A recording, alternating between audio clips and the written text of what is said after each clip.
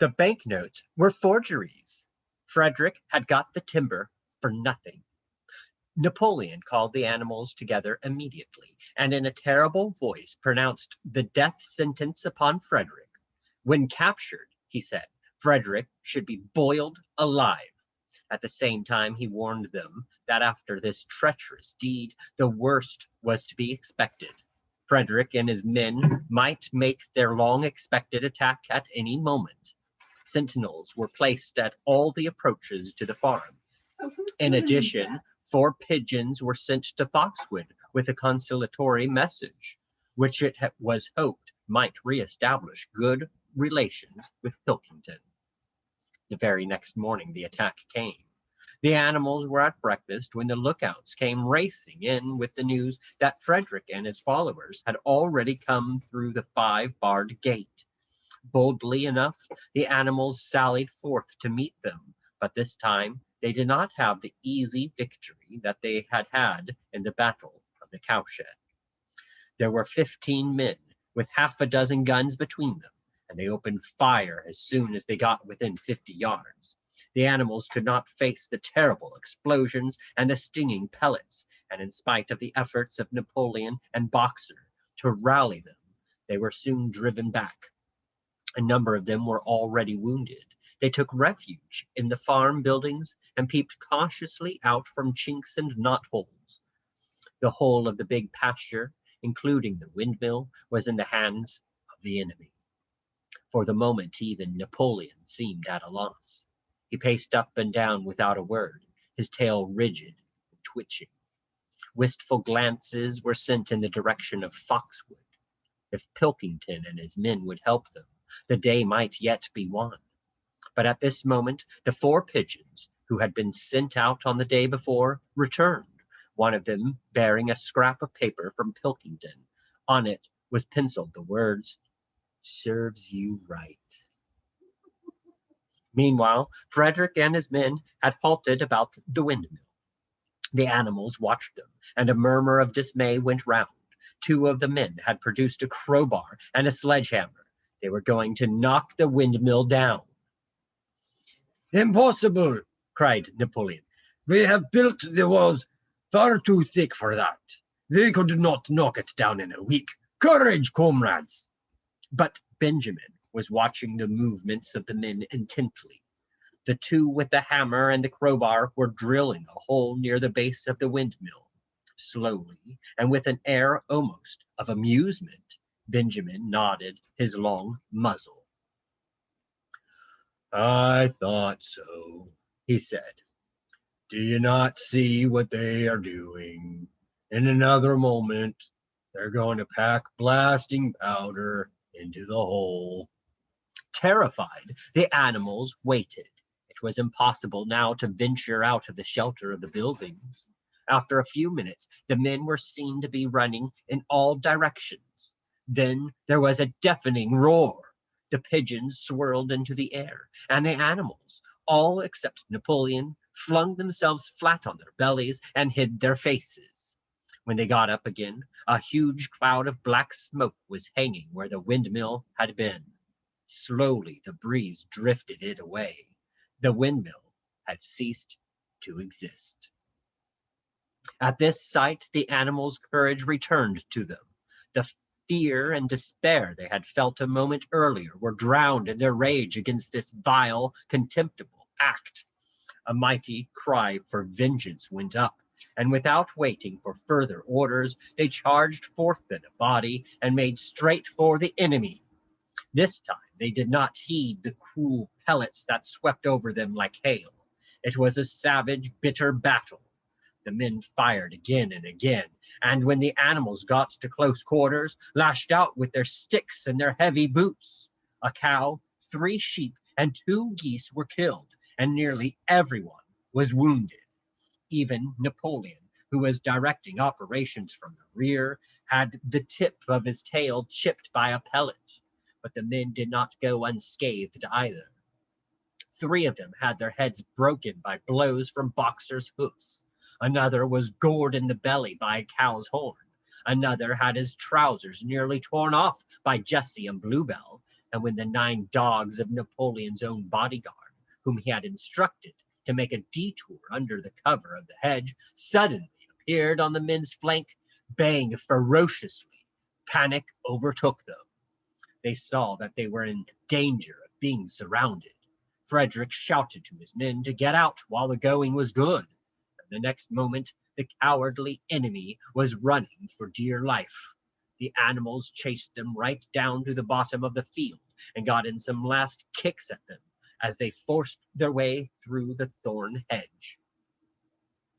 They had won, but they were weary and bleeding. Slowly they began to limp back towards the farm. The sight of their dead comrades stretched upon the grass moved some of them to tears, and for a little while they halted in sorrowful silence at the place where the windmill had once stood. Yes, it was gone. Almost the last trace of their labor was gone. Even the foundations were partially destroyed, and in rebuilding it they could not this time, as before, make use of the fallen stones. This time the stones had vanished too. The force of the explosion had flung them to distances of hundreds of yards. It was as though the windmill had never been. As they approached the farm, Squealer, who had unaccountably been absent during the fighting, came skipping towards them, whisking his tail and beaming with satisfaction. And the animals heard, from the direction of the farm buildings, a solemn booming of a gun. "What is that gun firing for?" said Boxer. To celebrate our victory, cried Squealer. "What victory?" said Boxer. His knees were bleeding. He had lost a shoe and split his hoof, and a dozen pellets had lodged themselves in his hind leg. What victory, comrade? Have we not driven the enemy off our soil, the sacred soil of Animal Farm? "But they have destroyed the windmill, and we had worked on it for 2 years." What matter? We will build another windmill. We will build 6 windmills if we feel like it. You do not appreciate, comrade, the mighty thing that we have done. The enemy was in occupation of this very ground that we stand upon. And now, thanks to the leadership of Comrade Napoleon, we have won every inch of it back again. "Then we have won back what we had before," said Boxer. That is our victory, said Squealer. They limped into the yard. The pellets under the skin of Boxer's legs smarted painfully. He saw ahead of him the heavy labor of rebuilding the windmill from the foundations, and already in imagination he braced himself for the task. But for the first time it occurred to him that he was 11 years old, and that perhaps his great muscles were not quite what they had once been. But when the animals saw the green flag flying and heard the gun firing again, 7 times it was fired in all, and heard the speech that Napoleon made, congratulating them on their conduct, it did seem to them, after all, that they had won a great victory. The animals slain in the battle were given a solemn funeral. Boxer and Clover pulled the wagon which served as a hearse, and Napoleon himself walked at the head of the procession. 2 whole days were given over to celebrations. There were songs, speeches, and more firing of the gun, and a special gift of an apple was bestowed on every animal, with 2 ounces of corn for each bird and 3 biscuits for each dog. It was announced that the battle would be called the Battle of the Windmill, and that Napoleon had created a new decoration, the Order of the Green Banner, which he had conferred upon himself. In the general rejoicings, the unfortunate affair of the banknotes was forgotten. It was a few days later than this that the pigs came upon a case of whiskey in the cellars of the farmhouse. It had been overlooked at the time when the house was first occupied. That night there came from the farmhouse the sound of loud singing, in which, to everyone's surprise, the strains of Beasts of England were mixed up. At about 9:30, Napoleon, wearing an old bowler hat of Mr. Jones's, was distinctly seen to emerge from the back door, gallop rapidly round the yard, and disappear indoors again. But in the morning a deep silence hung over the farmhouse. Not a pig appeared to be stirring. It was nearly 9 o'clock when Squealer made his appearance, walking slowly and dejectedly, his eyes dull, his tail hanging limply behind him, and with every appearance of being seriously ill. He called the animals together and told them that he had a terrible piece of news to impart. Comrade Napoleon was dying. A cry of lamentation went up. Straw was laid down outside the doors of the farmhouse, and the animals walked on tiptoe. With tears in their eyes, they asked one another what they should do if their leader were taken away from them. A rumor went round that Snowball had, after all, contrived to introduce poison into Napoleon's food. At 11 o'clock, Squealer came out to make another announcement. As his last act upon earth, Comrade Napoleon had pronounced a solemn decree. The drinking of alcohol was to be punished by death. By the evening, however, Napoleon appeared to be somewhat better, and the following morning Squealer was able to tell them that he was well on the way back to recovery. By the evening of that day, Napoleon was back at work, and on the next day it was learned that he had instructed Whymper to purchase in Willingdon some booklets on brewing and distilling. A week later, Napoleon gave orders that the small paddock beyond the orchard, which it had previously been intended to set aside as a grazing ground for animals who were past work, was to be plowed up. It was given out that the pasture was exhausted and needed reseeding, but it soon became known that Napoleon intended to sow it with barley. About this time there occurred a strange incident which hardly anyone was able to understand. One night, at about 12 o'clock, there was a loud crash in the yard, and the animals rushed out of their stalls. It was a moonlit night. At the foot of the end wall of the big barn, where the 7 commandments were written, there lay a ladder broken in 2 pieces. Squealer, temporarily stunned, was sprawling beside it, and near at hand there lay a lantern, a paintbrush, and an overturned pot of white paint. The dogs immediately made a ring round Squealer and escorted him back to the farmhouse as soon as he was able to walk. None of the animals could form any idea as to what this meant, except old Benjamin, who nodded with his muzzle with a knowing air, and seemed to understand, but would say nothing. But a few days later, Muriel, reading over the 7 commandments to herself, noticed that there was yet another of them which the animals had remembered wrong. They had thought the 5th commandment was, "No animal shall drink alcohol," but there were 2 words that they had forgotten. Actually, the commandment read, "No animal shall drink alcohol to excess." Chapter 9. Boxer's split hoof was a long time in healing. They had started the rebuilding of the windmill the day after the victory celebrations were ended.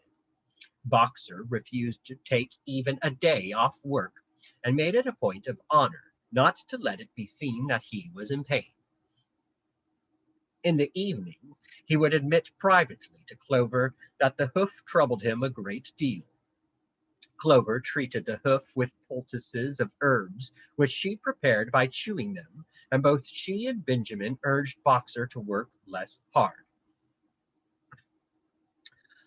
A horse's lungs do not last forever, she said to him. But Boxer would not listen. He had, he said, only one real ambition left, to see the windmill well under way before he reached the age for retirement. At the beginning, when the laws of Animal Farm were first formulated, the retiring age had been fixed for horses and pigs at 12, for cows at 14, for dogs at 9, for sheep at 7, and for hens and geese at 5. Liberal old age pensions had been agreed upon. As yet, no animal had actually retired on pension, but of late the subject had been discussed more and more.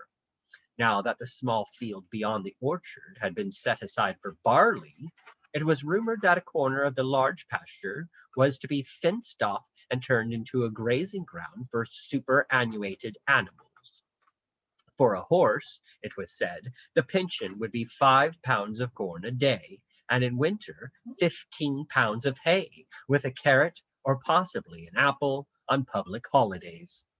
Boxer's 12th birthday was due in the late summer of the following year. Meanwhile, life was hard. The winter was as cold as the last one had been, and food was even shorter. Once again, all rations were reduced, except those of the pigs and the dogs. A too rigid equality in rations, Squealer explained, would have been contrary to the principles of animalism. In any case, he had no difficulty in proving to the other animals that they were not in reality short of food, whatever the appearances might be. For the time being, certainly, it had been found necessary to make a readjustment of rations. Squealer always spoke of it as a readjustment, never as a reduction. But in comparison with the days of Jones, the improvement was enormous. Reading out the figures in a shrill, rapid voice, he proved to them in detail that they had more oats, more hay, more turnips than they had had in Jones's day, that they worked shorter hours, that their drinking water was of better quality, and that they lived longer, that a larger proportion of their young ones survived infancy, and that they had more straw in their stalls and suffered less from fleas. The animals believed every word of it. Truth to tell, Jones and all he stood for had almost faded out of their memories. They knew that life nowadays was harsh and bare, that they were often hungry and often cold, and that they were usually working when they were not asleep. But doubtless it had been worse in the old days. They were glad to believe so. Besides, in those days they had been slaves, and now they were free, and that made all the difference, as Squealer did not fail to point out. There were many more mouths to feed now. In the autumn, the 4 sows had all littered about simultaneously, producing 31 young pigs between them. The young pigs were piebald, and as Napoleon was the only boar on the farm, it was possible to guess at their parentage. It was announced later, when bricks and timber had been purchased, a schoolroom would be built in the farmhouse garden. For the time being, the young pigs were given their instruction by Napoleon himself in the farmhouse kitchen. They took their exercise in the garden, and were discouraged from playing with the other young animals. About this time, too, it was laid down as a rule that when a pig and any other animal met on the path, the other animal must stand aside, and also that all pigs of whatever degree were to have the privilege of wearing green ribbons on their tails on Sundays. The farm had had a fairly successful year, but was still short of money. There were the bricks, sand, and lime for the schoolroom to be purchased, and it would also be necessary to begin saving up again for the machinery for the windmill. Then there were lamp oil and candles for the house, sugar for Napoleon's own table. He forbade this to the other pigs on the ground it made them fat. And all the usual replacements, such as tools, nails, string, coal, wire, scrap iron, and dog biscuits. A stump of hay and part of the potato crop were sold off, and the contract for eggs was increased to 600 a week. So that year, the hens barely hatched enough chicks to keep their numbers at the same level. Rations reduced in December were reduced again in February, and lanterns in the stalls were forbidden to save oil. But the pigs seemed comfortable enough, and in fact were putting on weight, if anything.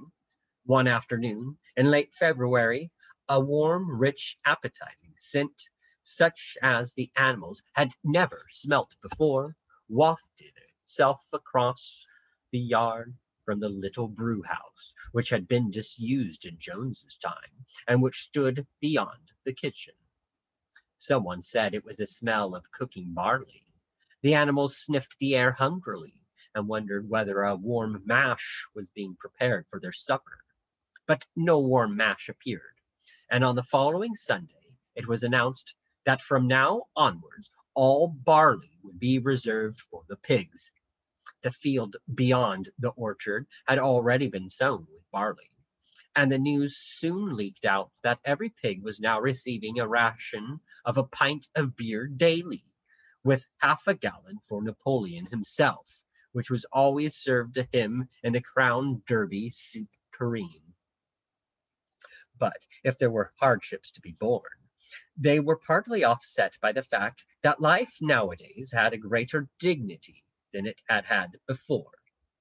There were more songs, more speeches, more processions. Napoleon had commanded that once a week there should be held something called a spontaneous demonstration, the object of which was to celebrate the struggles and triumphs of Animal Farm. At the appointed time, the animals would leave their work and march round the precincts of the farm in military formation, with the pigs leading, then the horses, then the cows, then the sheep, and then the poultry. The dogs flanked the procession, and at the head of all marched Napoleon's black cockerel. Boxer and Clover always carried between them a green banner marked with the hoof and the horn and the caption, "Long live Comrade Napoleon!" Afterwards, there were recitations of poems composed in Napoleon's honor, and a speech by Squealer giving particulars of the latest increases in the production of foodstuffs, and on occasion a shot was fired from the gun. The sheep were the greatest devotees of the spontaneous demonstration, and if anyone complained, as a few animals sometimes did, when no pigs or no dogs were near, they wasted time, and meant a lot of standing about in the cold, the sheep were sure to silence him with a tremendous bleating of, "4 legs good, 2 legs bad." But by and large, the animals enjoyed these celebrations. They found it comforting to be reminded that, after all, they were truly their own masters, and that the work they did was for their own benefit. So that, what with the songs, the processions, Squealer's lists of figures, the thunder of the gun, the crowing of the cockerel, and the fluttering of the flag, they were able to forget that their bellies were empty, at least part of the time. In April, Animal Farm was proclaimed a republic, and it became necessary to elect a president. There was only one candidate, Napoleon, who was elected unanimously. On the same day, it was given out that fresh documents had been discovered, which revealed further details about Snowball's complicity with Jones. It now appeared that Snowball had not, as the animals had previously imagined, merely attempted to lose the battle of the cowshed by means of a stratagem, but had been openly fighting on Jones's side. In fact, it was he who had actually been the leader of the human forces, and had charged into battle with the words, "Long live humanity!" on his lips. The wounds on Snowball's back, which a few of the animals still remembered to have seen, had been inflicted by Napoleon's teeth. In the middle of the summer, Moses the Raven suddenly reappeared on the farm after an absence of several years. He was quite unchanged, still did no work, and talked in the same strain as ever about Sugar Candy Mountain.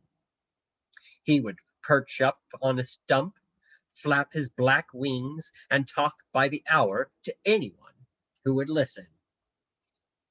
"Up there, comrade," he would say solemnly, pointing to the sky with his large beak. "Up there, just on the other side of that dark cloud that you can see. There it lies, Sugar Candy Mountain, that happy country where we poor animals shall rest forever from our labors." He even claimed to have been there on one of his higher flights, and to have seen the everlasting fields of clover and the linseed cake and lump sugar growing on the hedges. Many of the animals believed him. Their lives now, they reasoned, were hungry and laborious. Was it not right and just that a better world should exist somewhere else? A thing that was difficult to determine was the attitude of the pigs towards Moses.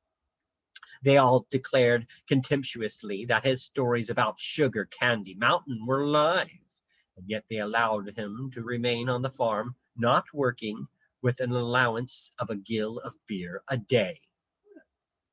After his hoof had healed up, Boxer worked harder than ever. Indeed, all the animals worked like slaves that year.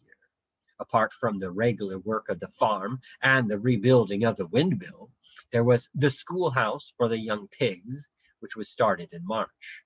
Sometimes the long hours on insufficient food were hard to bear, but Boxer never faltered. In nothing that he said or did was there any sign that his strength was not what it had been. It was only his appearance that was a little altered.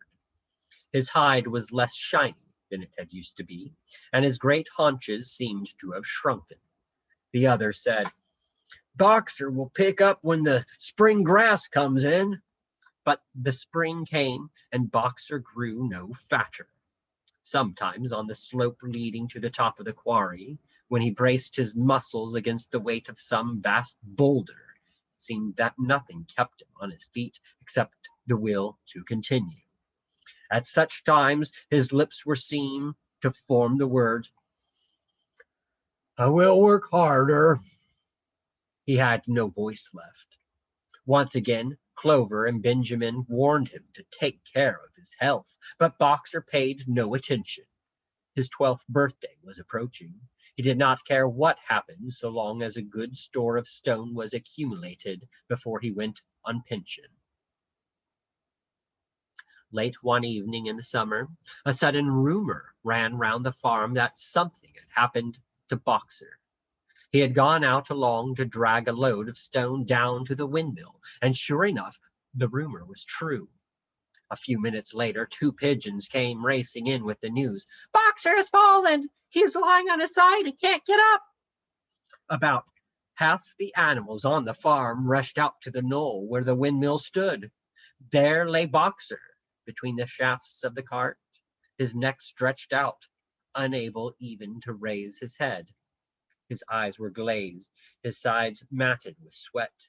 A thin stream of blood had trickled out of his mouth. Clover dropped to her knees at his side. "Boxer," she cried, "how are you?" "It is my lung," said Boxer in a weak voice. "It does not matter. I think you will be able to finish the windmill without me. There's a pretty good store of stone accumulated. I had only another month to go in any case. To tell you the truth, I've been looking forward to my retirement. And perhaps, as Benjamin is growing old too, they will let him retire at the same time and be a companion to me."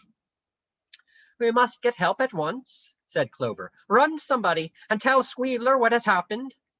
All the other animals immediately raced back to the farmhouse to give Squealer the news. Only Clover remained, and Benjamin, who lay down at Boxer's side, and without speaking kept the flies off him with his long tail. After about a quarter of an hour, Squealer appeared, full of sympathy and concern. He said that Comrade Napoleon had learned with the very deepest distress of this misfortune to one of the most loyal workers on the farm, and was already making arrangements to send Boxer to be treated in the hospital at Willingdon. The animals felt a little uneasy at this. Except for Molly and Snowball, no other animal had ever left the farm, and they did not like to think of their sick comrade in the hands of human beings. However, Squealer easily convinced them that the veterinary surgeon in Willingdon could treat Boxer's case more satisfactorily than could be done on the farm. And about half an hour later, when Boxer had somewhat recovered, he was with difficulty got on to his feet and managed to limp back to his stall, where Clover and Benjamin had prepared a good bed of straw for him. For the next 2 days, Boxer remained in his stall. The pigs had sent out a large bottle of pink medicine, which they had found in the medicine chest in the bathroom, and Clover administered it to Boxer twice a day after meals. In the evenings, she lay in his stall and talked to him, while Benjamin kept the flies off him. Boxer professed not to be sorry for what had happened. If he made a good recovery, he might expect to live another 3 years, and he looked forward to the peaceful days that he would spend in the corner of the big pasture. It would be the first time that he had had leisure to study and improve his mind. He intended, he said, to devote the rest of his life to learning the remaining 22 letters of the alphabet. However, Benjamin and Clover could only be with Boxer after working hours, and it was in the middle of the day when the van came to take him away. The animals were all at work weeding turnips under the supervision of a pig when they were astonished to see Benjamin come galloping from the direction of the farm buildings, braying at the top of his voice. It was the first time that they had ever seen Benjamin excited. Indeed, it was the first time that anyone had ever seen him gallop. Quick, quick, He shouted. come at once. They're taking Boxer away. Without waiting for orders from the pig, the animals broke off work and raced back to the farm buildings. Sure enough, there in the yard was a large closed van drawn by 2 horses with lettering on its side and a sly-looking man in a low-crowned bowler hat sitting on the driver's seat, and Boxer's stall was empty. The animals crowded round the van. "Goodbye, Boxer," they chorused. "Goodbye." Fools, fools, shouted Benjamin, prancing round them and stamping the earth with his small hoofs. fools. Do you not see what is written on the side of that van? That gave the animals pause, and there was a hush. Muriel began to spell out the words, but Benjamin pushed her aside, and in the midst of a deadly silence, he read, Alfred Simmons, horse slaughterer and glue boiler, Willingdon, dealer in hides and bone meal, kennels supplied. Do you not understand what that means? They're taking Boxer to the knackers. A cry of horror burst from all the animals. At this moment, the man on the box whipped up his horses, and the van moved out of the yard at a smart trot. All the animals followed, crying out at the tops of their voices. Clover forced her way to the front. The van began to gather speed. Clover tried to stir her stout limbs to a gallop and achieved a canter. "Boxer!" she cried. "Boxer! Boxer! Boxer!" And just at this moment, as though he had heard the uproar outside, Boxer's face, with the white stripe down his nose, appeared at the small window at the back of the van.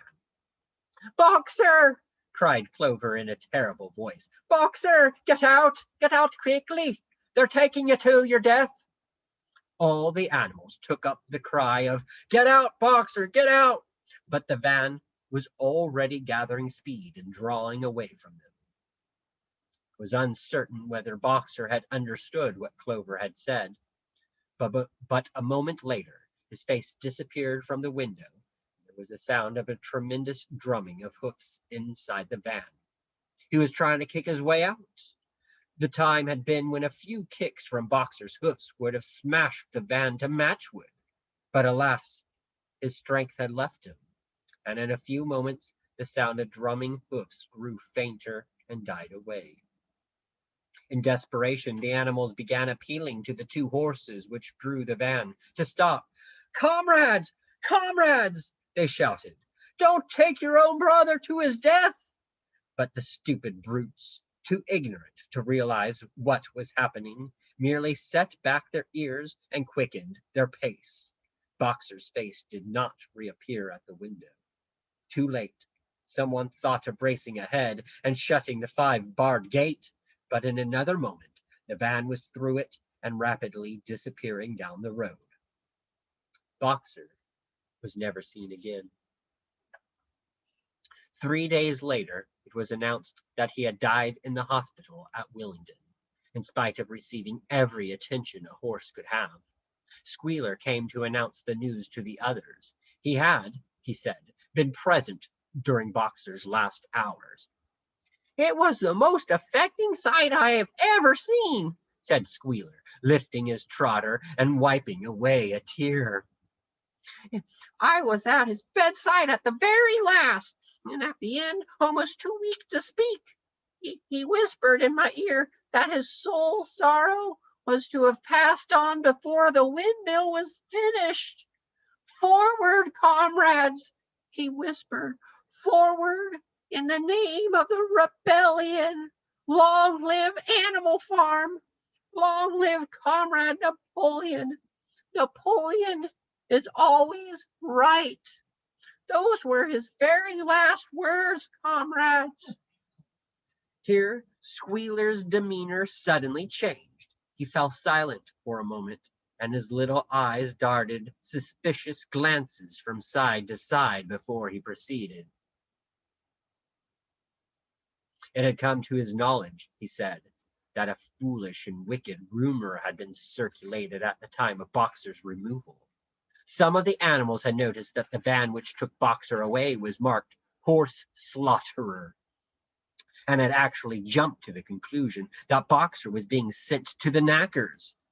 It was almost unbelievable, said Squealer, that any animal could be so stupid. "Surely," he cried indignantly, whisking his tail and skipping from side to side, "surely they knew their beloved leader, Comrade Napoleon, better than that?" But the explanation was really very simple. The van had previously been the property of the knacker, and had been bought by the veterinary surgeon, who had not yet painted the old name out. That was how the mistake had arisen. The animals were enormously relieved to hear this, and when Squealer went on to give further graphic details of Boxer's deathbed, the admirable care he had received, and the expensive medicines for which Napoleon had paid without a thought as to the cost, their last doubts disappeared, and the sorrow that they felt for their comrade's death was tempered by the thought that at least he had died happy. Napoleon himself appeared at the meeting on the following Sunday morning, and pronounced a short oration in Boxer's honor. It had not been possible, he said, to bring back their lamented comrade's remains for interment on the farm, but he had ordered a large wreath to be made from the laurels in the farmhouse garden, and sent down to be placed on Boxer's grave. And in a few days' time, the pigs intended to hold a memorial banquet in Boxer's honor. Napoleon ended his speech with a reminder of Boxer's two favorite maxims: "I will work harder," and "Comrade Napoleon is always right." maxims, he said, which every animal would do well to adopt as his own. On the day appointed for the banquet, a grocer's van drove up from Willingdon and delivered a large wooden crate at the farmhouse. That night there was a sound of uproarious singing, which was followed by what sounded like a violent quarrel and ended at about 11 o'clock with a tremendous crash of glass. No one stirred in the farmhouse before noon on the following day, and the word went round that from somewhere or other the pigs had acquired the money to buy themselves another case of whiskey.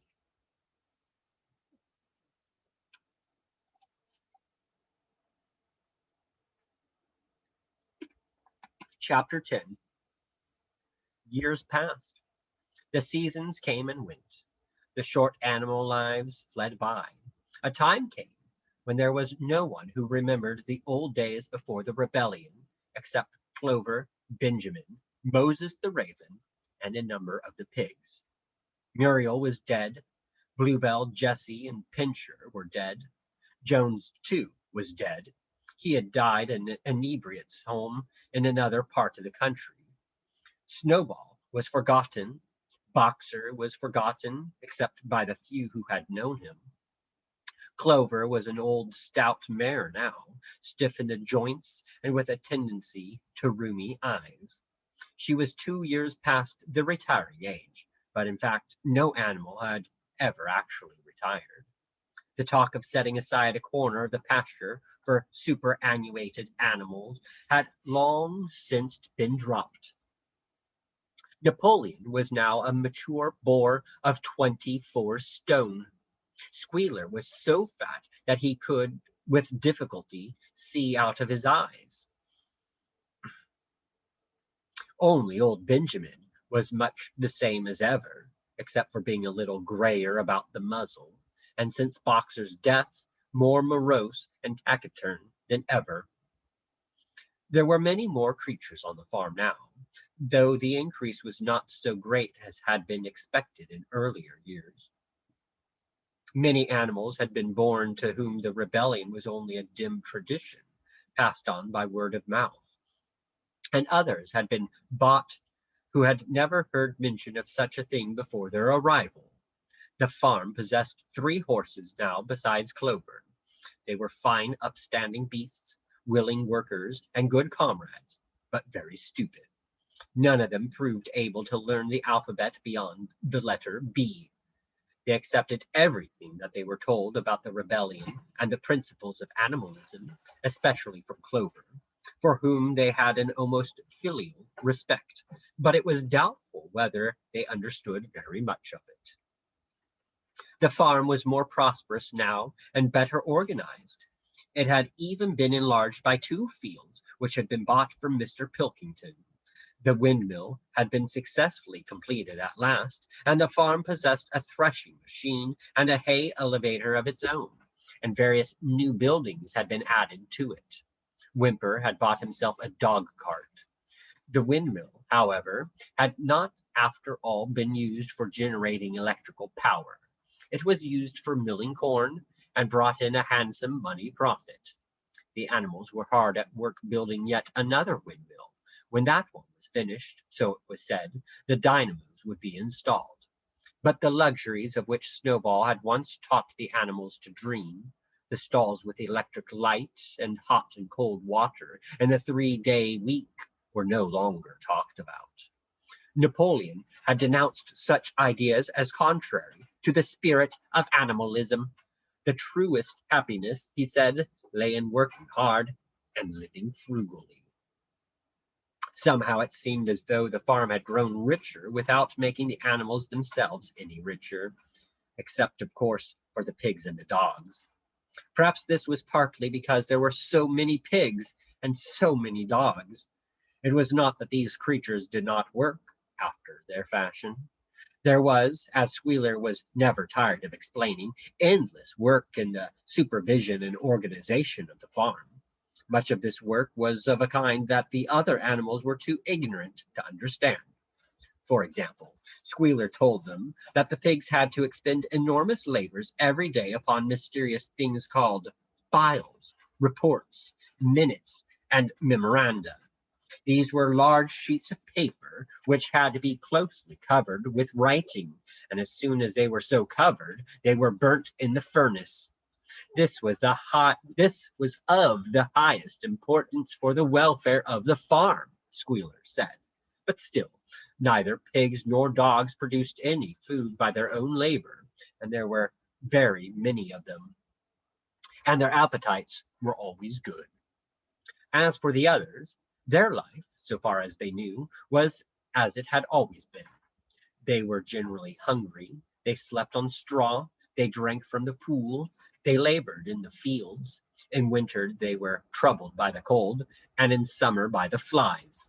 Sometimes the older ones among them racked their dim memories and tried to determine whether in the early days of the rebellion, when Joan's expulsion was still recent, things had been better or worse than now. They could not remember. There was nothing with which they could compare their present lives. They had nothing to go upon except Squealer's lists of figures, which invariably demonstrated that everything was getting better and better. The animals found the problem insoluble. In any case, they had little time for speculating on such things now. Only old Benjamin professed to remember every detail of his long life and to know that things never had been, nor ever could be, much better or much worse. Hunger, hardship, and disappointment being, so he said, the unalterable law of life. And yet the animals never gave up hope. More, they never lost, even for an instant, their sense of honor and privilege in being members of Animal Farm. They were still the only farm in the whole county, in all England, owned and operated by animals. Not one of them, not even the youngest, not even the newcomers who had been brought from the farms 10 or 20 miles away, ever ceased to marvel at that. When they heard the gun booming and saw the green flag fluttering on the masthead, their hearts swelled with imperishable pride, and the talk turned always towards the old heroic days, the expulsion of Jones, the writing of the 7 Commandments, the great battles in which the human invaders had been defeated. None of the old dreams had been abandoned. The republic of the animals which Major had foretold, when the green fields of England should be untrodden by human feet, was still believed in. Someday it was coming. It might not be soon, it might not be within the lifetime of any animal now living, but still it was coming. Even the tune of Beasts of England was perhaps hummed secretly here and there. At any rate, it was a fact that every animal on the farm knew it, though no one would have dared to sing it aloud. It might be that their lives were hard, and that not all of their hopes had been fulfilled, but they were conscious that they were not as other animals. If they went hungry, it was not from feeding tyrannical human beings.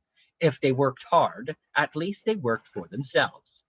No creature among them went upon 2 legs. No creature called any other creature master.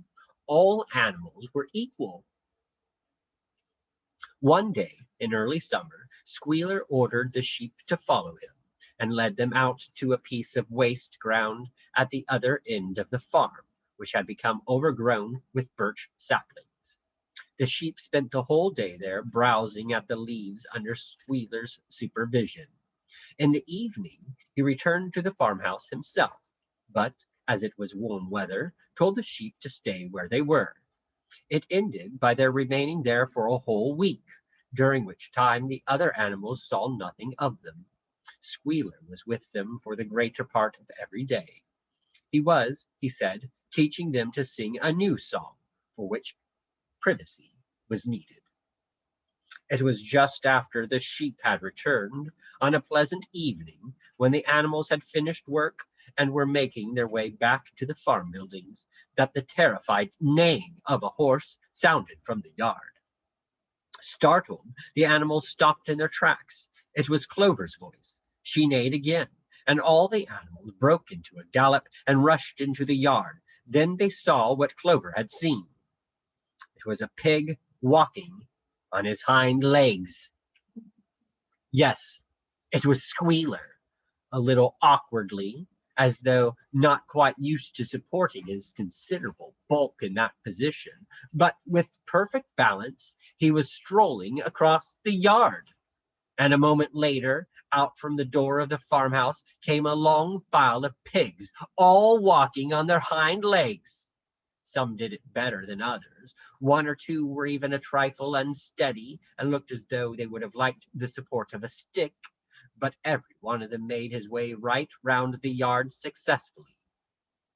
And finally, there was a tremendous baying of dogs and a shrill crowing from the black cockerel, and out came Napoleon himself, majestically upright, casting haughty glances from side to side, and with his dogs gammoling around him.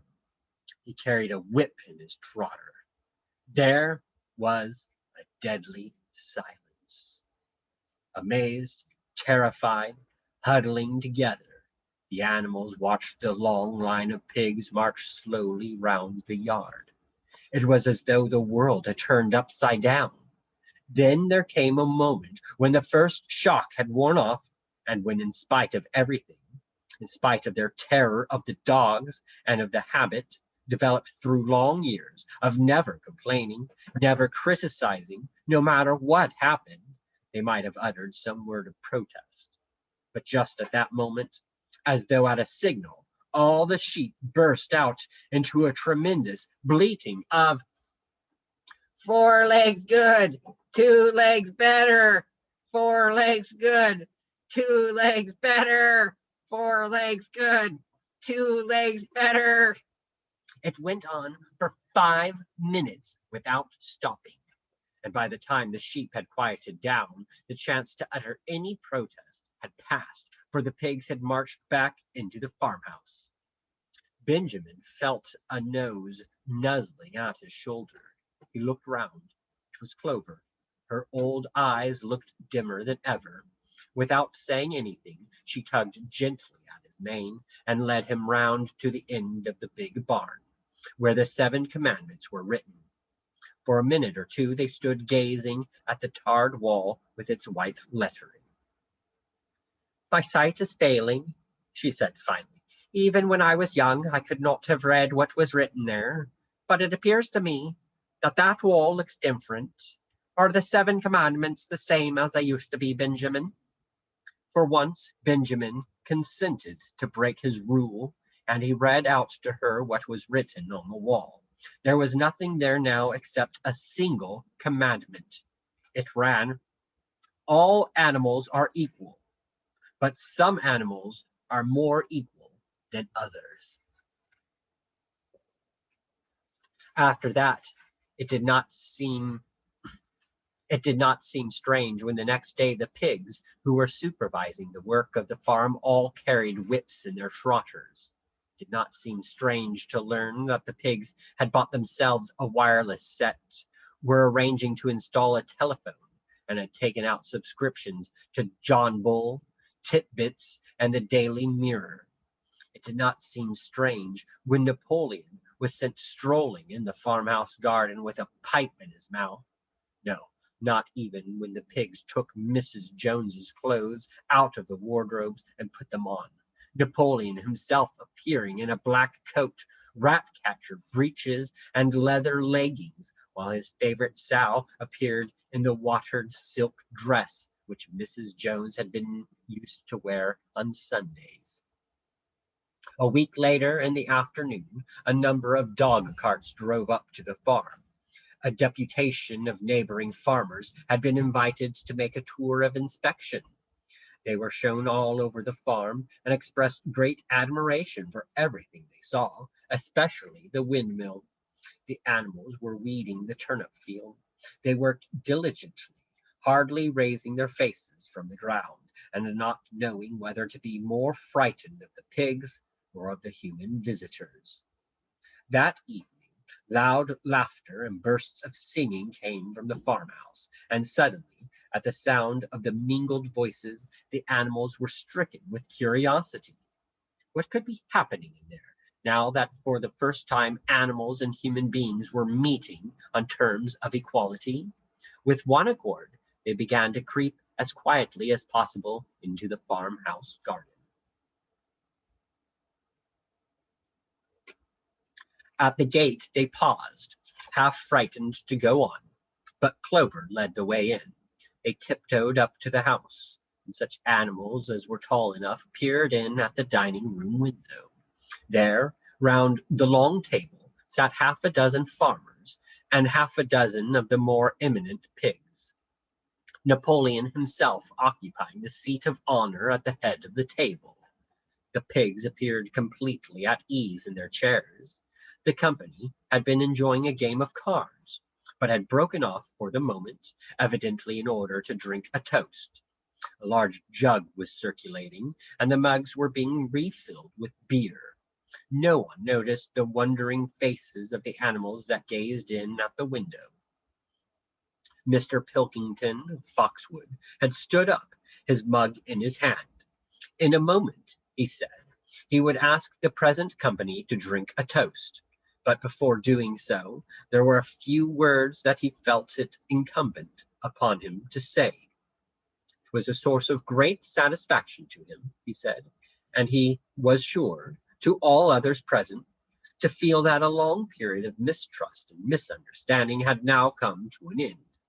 There had been a time, not that he or any of the present company had shared such sentiments, but there had been a time when the respected proprietors of Animal Farm had been regarded, he would not say with hostility, but perhaps with a certain measure of misgiving by their human neighbors.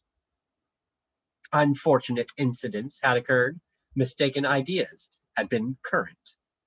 It had been felt that the existence of a farm owned and operated by pigs was somehow abnormal and was liable to have an unsettling effect in the neighborhood. Too many farmers had assumed, without due inquiry, that on such a farm a spirit of license and indiscipline would prevail. They had been nervous about the effects upon their own animals, or even upon their human employees, but all such doubts were now dispelled. Today, he and his friends had visited Animal Farm and inspected every inch of it with their own eyes, and what did they find? Not only the most up-to-date methods, but a discipline and an orderliness which should be an example to all farmers everywhere. He believed that he was right in saying that the lower animals on Animal Farm did more work and received less food than any animals in the country. Indeed, he and his fellow visitors today had observed many features which they intended to introduce on their own farms immediately. He would end his remarks, he said, by emphasizing once again the friendly feelings that subsisted and ought to subsist between Animal Farm and its neighbors. Between pigs and human beings there was not, and there need not be, any clash of interests whatever. Their struggles and their difficulties were one. Was not the labor problem the same everywhere? Here it became apparent that Mr. Pilkington was about to spring some carefully prepared witticism on the company, but for a moment he was too overcome by amusement to be able to utter it. After much choking, during which his various chins turned purple, he managed to get it out. If you have your lower animals to contend with, he said, we have our lower classes. This bon mot set the table in a roar, and Mr. Pilkington once again congratulated the pigs on the low rations, the long working hours, and the general absence of pampering which he had observed on Animal Farm. And now, he said finally, he would ask the company to rise to their feet and make certain that their glasses were full. Gentlemen, concluded Mr. Pilkington, gentlemen, I give you a toast to the prosperity of Animal Farm. There was enthusiastic cheering and stamping of feet.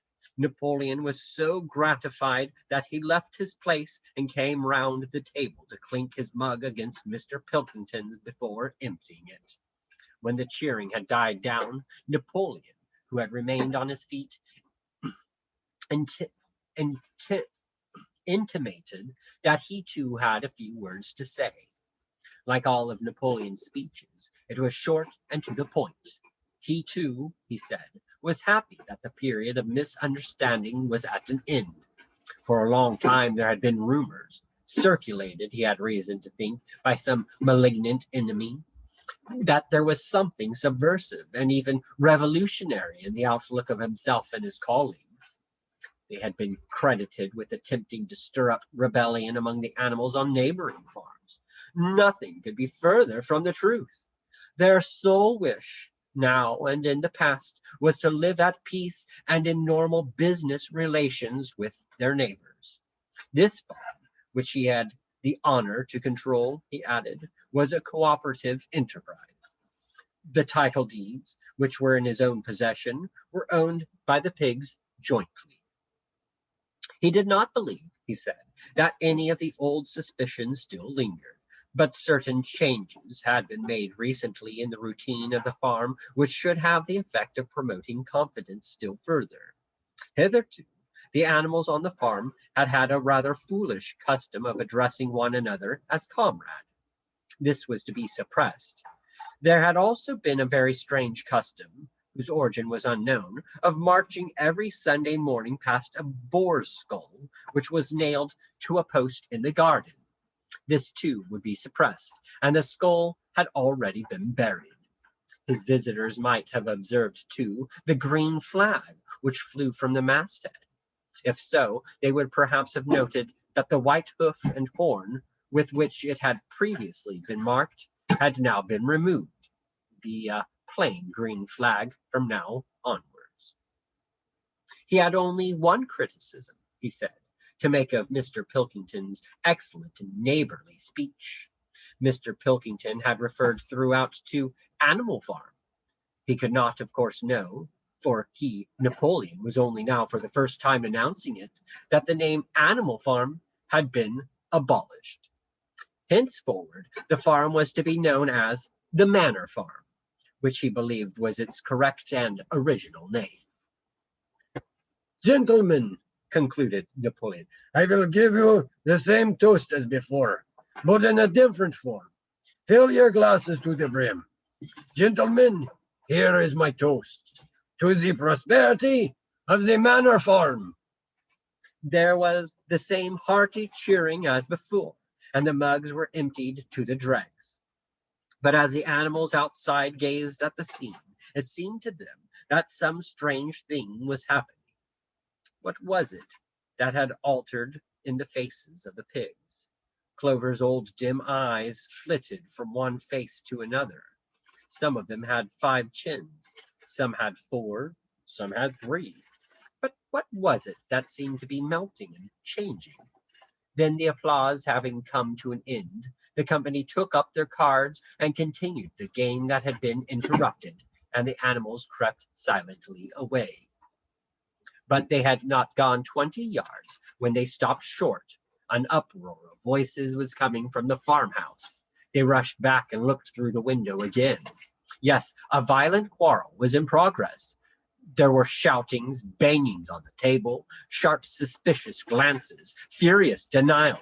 The source of the trouble appeared to be that Napoleon and Mr. Pilkington had each played an ace of spades simultaneously. 12 voices were shouting in anger, and they were all alike. No question now what had happened to the faces of the pigs. The creatures outside looked from pig to man, and from man to pig, and from pig to man again. But already it was impossible to say which was which.